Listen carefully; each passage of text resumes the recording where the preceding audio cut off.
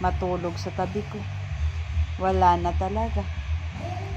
Kailangan munang patulogin ko ng 2 oras yung baby ko bago ako magbihis ba.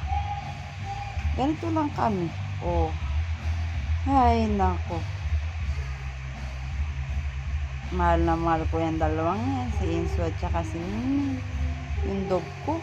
Kaso ang problema, hindi sila pwede magsama. Nag-aaway lang sila. Kaya 1 oras sa aso, 2 oras sa pusa. Tapos sa gabi naman, kasibay ko yung aso. Sa umaga naman yung pusa. Iwan ko ba't hindi sila magkasundo. Oh, ayan, kita nyo yan. Ganyan niya maglambing, oh. Oh, ayan na.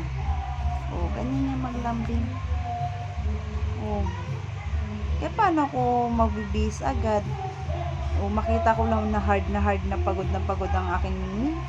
Oh, kaya hindi na muna ako magbibihis.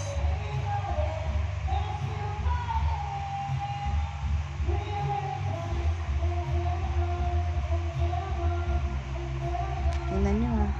Tingnan mo, oh. Tingnan nyo, ha. Tulog na tulog yan, oh. Oh. Dilat ang mata. Tapos nung makatulog na rin ako, no.